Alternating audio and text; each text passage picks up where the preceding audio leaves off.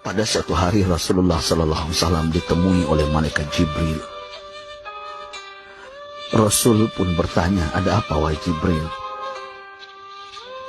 Jibril menjawab, wahai Muhammad, sesungguhnya hari ini Allah Subhanahu wa Ta'ala sedang mengobarkan nyala api neraka, dan seluruh para malaikat amat ketakutan. Mereka tidak tahu harus bagaimana. Untung aku ingat, kata Jibril, bahwa engkau Muhammad adalah sumber cinta dan sayang Allah Subhanahu wa Ta'ala kepada alam semesta. Dengan alasan itu aku kesini, bertabaruk mengambil berkah dengan cinta Allah kepada dirimu, ya Rasulullah, ya Muhammad. Rasulullah terdiam beberapa saat, kemudian bertanya lagi, wahai Jibril, ceritakan padaku bagaimana neraka itu sesungguhnya. Jibril menjawab, wahai Muhammad, neraka itu bagaikan lubang-lubang yang terdiri dari 7 tingkat. Jarak antara satu lubang dengan yang lain ialah perjalanan 70 tahun. Lubang paling bawah adalah lubang yang paling panas. Nabi SAW meneruskan pertanyaannya, lalu siapakah penghuni lubang-lubang neraka itu, wahai Jibril? Sampaikan kepadaku, Jibril.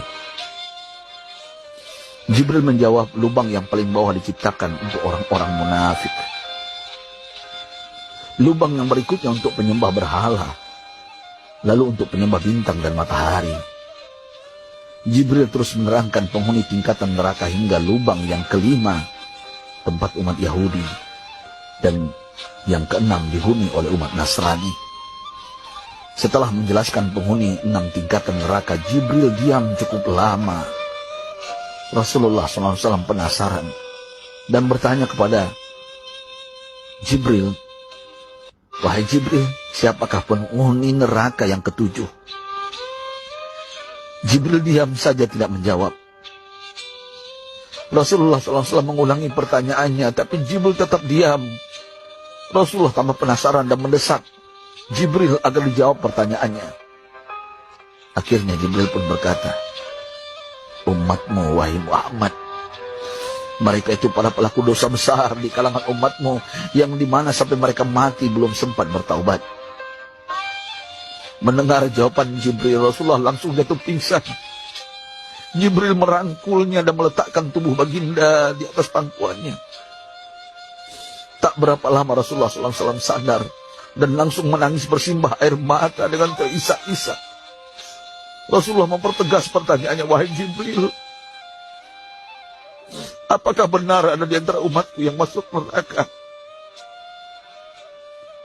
Jibril menjawab, benar wahai Muhammad, pelaku dosa besar di antara umatmu yang belum bertaubat. Setelah itu Rasulullah menghadap kiblat dan sujud kepada Allah dalam isak tangisnya. Sesekali dengan suara pelan beliau membisikkan kata-kata, ummati ya Rabb, ummati, ummati, ummati. Beliau SAW tidak mengangkat kepalanya dalam keadaan seperti itu selama 3 hari 3 malam, kecuali setiap Bilal bin Rabah mengumandangkan azan, barulah beliau bangkit untuk menjadi imam, dan setelah itu kembali sujud lagi. Pada hari ketiga Abu Bakar menyadari hal ini, beliau mengetuk pintu Rasulullah dan mengucapkan salam 3 kali, namun tidak terdengar jawaban. Abu Bakar sedih dan berseru di hadapan pintu Nabi besar Muhammad SAW, apakah ada jalan untuk masuk ke rumahmu ya Rasulullah? Tetap tidak ada jawaban. Di jalan Abu Bakar bertemu sahabat Umar. Mengapa engkau menangis wahai Abu Bakar? Kata Umar. Abu Bakar menceritakan keadaan Rasulullah SAW. Maka Umar pun melangkah menuju rumah Rasulullah dan terjadilah hal yang sama. Umar pun pulang dan menangis. Di jalan Umar bertemu sahabat Salman Al-Farisi. Dengan terisak Umar bercerita kepada Salman hingga membuat dia amat sedih, namun tidak berani mengulangi hal yang sama. Salman melangkah menuju rumah Fatimah radhiyallahu anha dan menceritakan hal itu.